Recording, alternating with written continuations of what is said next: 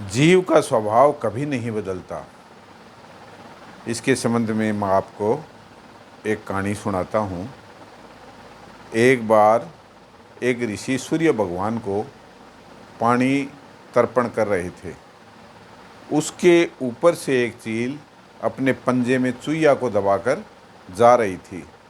अचानक वो चुईया चील के पंजे से छूटकर ऋषि की अंजलि में आकर गिर गई। तो ऋषि ने अपने तपोबल से उसको लड़की बना लिया और उसको लेकर अपने घर आ गए। और उसने अपनी पत्नी से कहा कि अपने कोई संतान नहीं थी, आज से यही अपनी पुत्री है। समय बीतता गया, धीरे धीरे वो लड़की है वो शादी योग्य हो गई।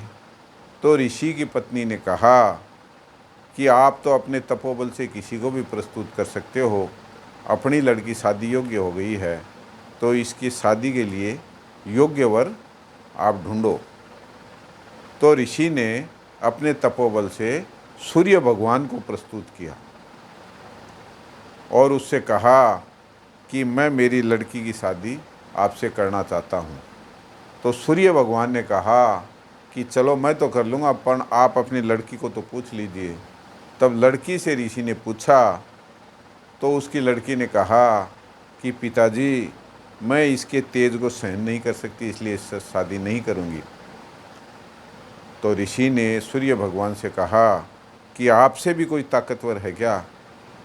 सूर्य भगवान ने कहा कि मेरे से ताकतवर बादल है जो मुझे भी ढक लेता है। तो ऋषि ने अपने तपोबल से बादल को प्रस्तुत किया। बादल से भी उन्होंने वही बात दोहराई। बादल ने भी यही कहा कि मैं शादी करने के लिए तैयार हूँ, आप अपनी लड़की से पूछ लीजिए। लड़की को जब पूछा तो उसने कहा कि मैं इसकी ठंड को सहन नहीं कर सकती, इसलिए मैं पिताजी इससे शादी नहीं कर सकती। तब ऋषि ने दोबारा उस बादल से कहा कि आपसे भी कोई ताकतवर है क्या? तो बादल ने कहा कि मेरे से ताकतवर पवन देव हैं जो मुझे भी छिन्न भिन्न कर देते हैं। तब ऋषि ने अपने तपोबल से पवन देव को प्रस्तुत किया और पवन देव से कहा कि मैं मेरी लड़की की शादी करना चाहता हूँ। तो पवन देव ने भी हाँ कर दी, लेकिन उसने कहा आप अपनी लड़की से तो पूछ लीजिए।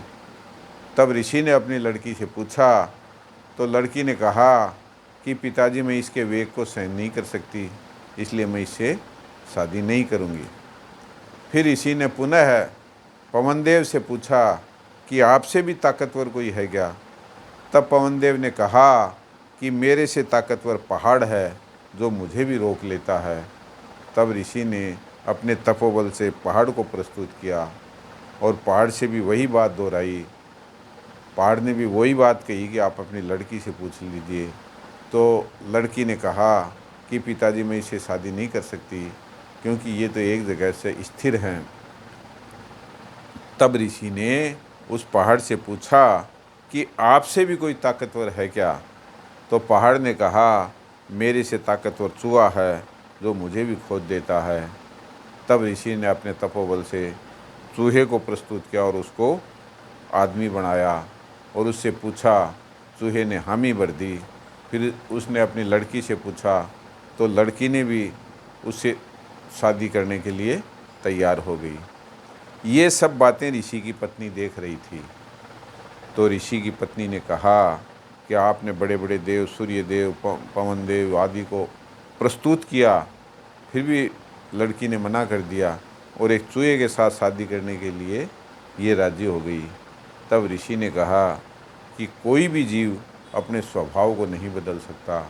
ये मैंने तेरे को बताया नहीं था, ये वास्तव में चूहिया थी, मैंने तपोबल से इसको लड़की बनाया है, इसलिए ये चूहे से शादी करने के लिए राजी हो गई। तो दोस्तों, कोई भी जीव अपने स्वभाव को नहीं बदल सकता, उसका वही स्वभाव रहता है। यही मैं कहना चाहता हूँ। धन्यवाद।